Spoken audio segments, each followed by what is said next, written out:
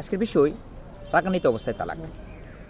ইমাম আবু হানিফা মাযহাব আর অন্যান্য মাযহাব মতে রাগান্বিত অবস্থায় তালাক দিলে তালাক কার্যকর হয়ে যাবে।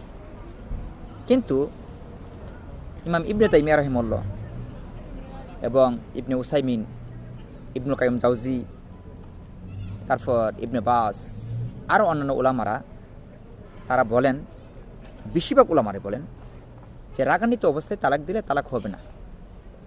কেননা কারণ দালিল হলো তাদের রাসূলুল্লাহ সাল্লাল্লাহু আলাইহি ওয়াসাল্লাম বলেছেন যে লা তালাকা ওয়ালা আতাকা ফি ইগলাক, লা তালাকা ওয়ালা আতাকা ফি আগলাক। কেউ যদি রাগান্বিত অবস্থায় দাসমুক্ত করে অথবা রাগান্বিত অবস্থায় সে তালাক দেয়, সেই তালাক হবে না, গ্রহণযোগ্য হবে না। এই হাদিসের ভিত্তিতে ইবনুল কাইয়িম জাওজি সহ আর অন্যান্য উলামারা বলেন যে রাগান্বিত অবস্থায় তালাক দিলে তালাক কার্যকর হবে না। আর এটা এই যে অনেক উলামারা এই রাগকে আবার ভাগ করেছেন, প্রায় 3টি ভাগে বিভক্ত করেছেন।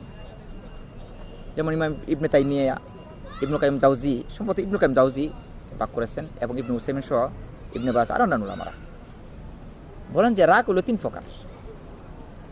এক ধরনের রাগ আছে যে এই রাগগুলো মানুষের কোনো আকেল থাকে না, পাগলের মতো হয়ে যায়, এই অবস্থায় তালাক দিলে তালাক একেবারেই হবে না।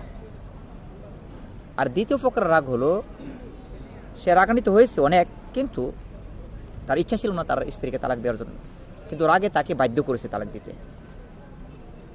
এই রাগে তালাক হবে কি হবে না উলামারা নিয়ে 2টি দলে বিভক্ত হয়েছে। কিন্তু সহিহ মত ইবনুল কাইয়িম জাওজি সহ আর অন্যান্য উলামারা বলেন যে এই রাগে তালাক দিলে তালাক হবে না, কারণ ওই রাগে তাকে বাধ্য করেছে তালাক দিতে।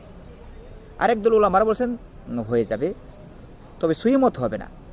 আরেকটা রাগ হলো মানে আসলে মূলত স্বাভাবিক রাগ, ওই রাগে তার কোনো মানে আকেলকে বা বুদ্ধি বিবেক বিলুপ্ত করেননি, এই অবস্থায় যদি তালাক দেয় তাহলে তালাক হয়ে যাবে।